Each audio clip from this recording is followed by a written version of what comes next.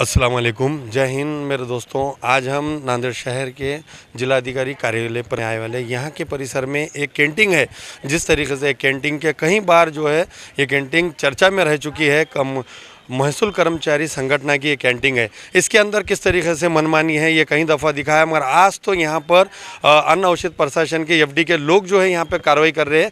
इसके कैंटीन के अंदर जो किचन है इसके अंदर गंदगी रहती है और ये गंदगी के अलावा यहाँ पर झिंगुर जो है खिचड़ी में ये आए हुए हैं। तो यहाँ पर एक तकरार हुई, जो एफडी के लोग जो है यहाँ पे कर्मचारी आए वाले और वो अभी चौकसी शुरू है उनकी। ये है कि ये कलेक्टर ऑफिस के अंदर का ये कैंटीन है, जो इनकी दादागिरी है। ये महसूल कर्मचारी संगठन की जो इलीगल बांधकाम है इस पर भी महानगर पालिका ने एक नोटिस दी थी। जो बांधकाम है यहाँ पर किस तरीके की दादागिरी, और यही काम अगर से कोई गौर गरीब किसी का अगर से पैरी या सज्जा अगर से बाहर आता है तो उसे महानगर पालिका बुलडोज़र चलाती है।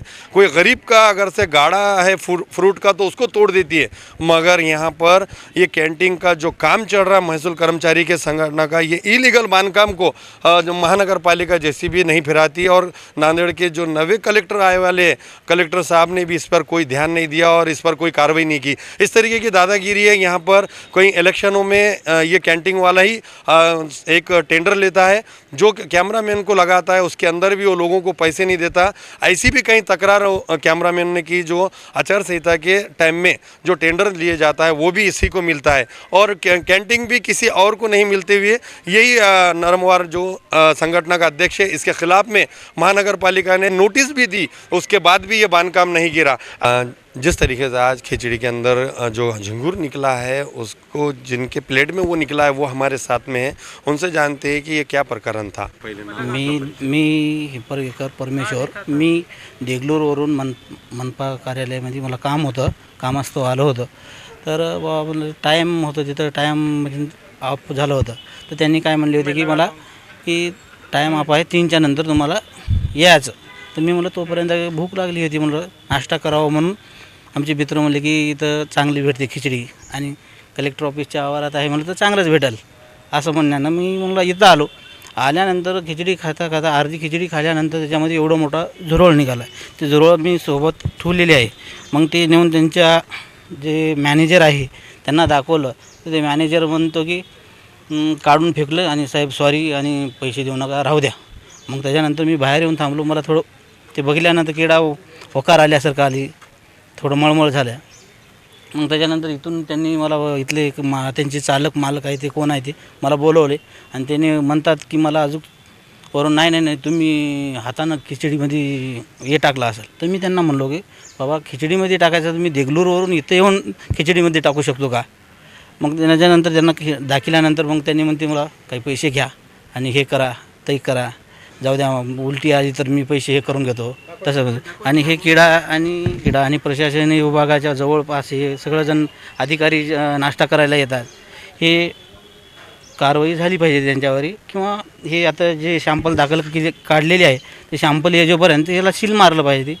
कलेक्टर ऑफिसच्या ह्याच्यामध्ये अगोदर कधी आलते का इथं? नाही, इथं माझं काय संबंध. व्यवसाय काय तुमचा? मी प्रायव्हेट काम करतो. नाही, असा आरोप होतो ह्याच्या की भाई पत्रकार आहेत त्यांना स्वतःहून इथं आणून टाकलं. नाही त्याचं काही माझं काही संबंधच येत नाही. कारण की मी आलो इथं कामासाठी, मनपासाठी. मग तिथून इथं चांगलं एरिया आहे म्हणून मी इथं येऊन खिचडी खाण्यासाठी आलं. मग ते खिचडीमध्ये असं किडा निघाल्यानंतर इथं कलेक्टर ऑफिसला सगळेच प्रशासकीय विभागाचे लोक आहेत ना इथं चांगले. हां, मग हे जे कर्मचारी आत्ता जे सध्या एफडीचे लोक आले अन्न औषध प्रशासनाचे, हे लोकांना कोण बोलवले? मी कॉल केला. मी नंबर घेतलो होतो, माझे मित्र आहेत आम्ही सगळेजण बसलो होतो. यांना बी म्हणलं होतं खिचडी खा. माझे मित्र आहेत त्यांना बी म्हणलं होतं की यांनी म्हणले आत्ताच खिचडी खा. म्हणलं आम्ही चहा घेता. तर मी एकला खिचडी खात बसले. तर यांना म्हणलं की बाबा चला. मग यांनी चहा घेत होती. मी त्यांना लगेच म्हणलो असंच आहे. तर मी माझ्या मित्राकडून ते नंबर घेऊन आम्ही बोलवलो. समजा की बाबा या एरियामध्ये एवढ्या प्रशासकीय विभागामध्ये इथं असं हे होते तर जीवाशी दादा जपत नाही. मग ह्याच्या विरुद्ध की ह्याच्यावर कोणती आजपर्यंत कारवाई होत नाही आणि आताही अन्न औषध प्रशासनाच्या कर्मचारी अधिकारी आले, तर आता काय वाटतं तुम्हाला? तुम्ही साक्षीदार ह्याच्यात आणि तुमचे मित्रच आहेत हे, तर कारवाई होईल का आणि काय विषय? याच्यावर कारवाई व्हायला पाहिजे. मुळात असा विषय आहे की नाही, हे जे आहे कॅन्टीन ही जो व्यवस्थापक म्हणून स्वतःला दुदंबे साहेब म्हणतात ते दुदंबे साहेब याची कॅन्टीनचे व्यवस्थापक आहेत. मालकी हक्क किंवा मालकी हक्क ही जिल्हा महसूल प्रशासनाच्या हातावर मालकी हक्क आहे. त्याच्याच नावावर लायसन आहे, त्याच्याच नावावर सगळ्या गोष्टी आहेत.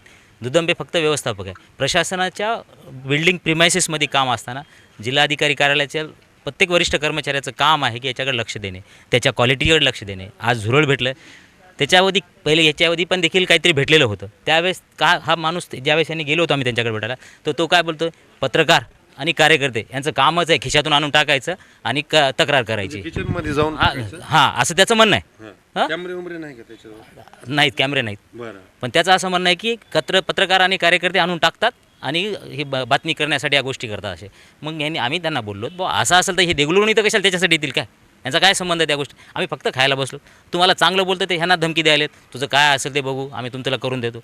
ज्यावेळेस जिल्हा प्रशासनाच्या कार्यालय बिल्डिंगमध्ये या गोष्टी असताना प्रशासनाचं काम आहे त्या सगळ्या गोष्टीकडे लक्ष ठेवणे. त्याला बांधकाम परवानगी नाही, त्याला लायसन रिन्युअलचं परवानगी हे नाही आहे, त्याच्याकडे कोणत्याही कामगाराचं त्याच्याकडे हे नाही, काय म्हणतात त्याला, स्वच्छता नाही, कामगाराचं इन्शुरन्स नाही आहे, त्यांना रोजच्या रोज पगार देतो, बाकीच्या गोष्टी त्याला इन्शुरन्स.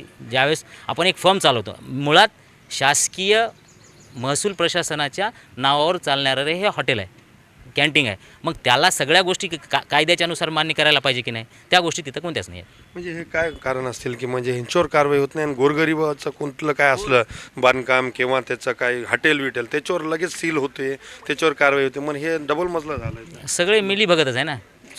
आओ चोरो बांधो भारा, आधा तेरा आधा मेरा, दुसरा क्या उसमें, यही होने वाला. मग आता हे FD आले फूड अँड ड्रग्स आपल्या अन्न औषध प्रशासनाच्या लोकांनी कारवाई सुरू केली, तर आता काय वाटते की आता कारवाई होईल का?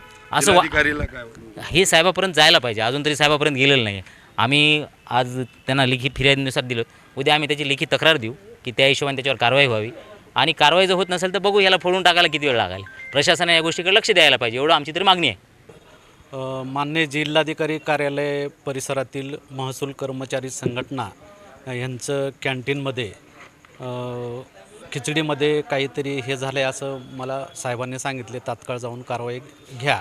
त्यानुसार आम्ही, माझे सहकारी अन्न सुरक्षा अधिकारी आलेत आणि आम्ही खिचडी आणि भजे असे 2 नमुने घेतले आणि त्याचा अहवाल प्राप्त झाल्यानंतर पुढील कारवाई होईल आणि तपासणी अहवालाच्या अनुषंगे संबंधित आस्थापनेला आम्ही नोटीस पाठवतो. सर आपण किचन बघितलं काय? होय, काय होतं त्याच्यात? किचनमध्ये अस्वच्छता आढळली आणि नियमानुसार कमतरता आढळली, त्रुटी आढळलेत. पुढची जर आपण जे बघितले असतील त्याच्यात काय होतं? पुढील अहवाल प्राप्त झाल्यानंतर अन्न सुरक्षा मानके कायद्याअंतर्गत नियमानुसार कारवाई घेण्यात येईल. आता सध्या ह्याला सील वगैरे नाही, तपासणी अहवालाच्या अनुषंगाने संबंधितांना आम्ही नोटीस पाठवतो. नमुने घेतले आणि विश्लेषणासाठी पाठवून देता. विश्लेषण अहवाल प्राप्त झाल्यानंतर नियमानुसार मग पुढील कारवाई होईल. शिक्षणासोबतच करा नोकरीची तयारी. MSCIT ला प्रवेश घ्या आणि व्हा जॉब रेडी. MSCIT आंतरराष्ट्रीय दर्जा. ताज्या बातम्या पाहण्यासाठी माझा महाराष्ट्र लाईव्ह या आमच्या न्यूज चॅनलला सबस्क्राईब करा. व्हिडिओ आवडल्यास व्हिडिओला लाईक आणि शेअर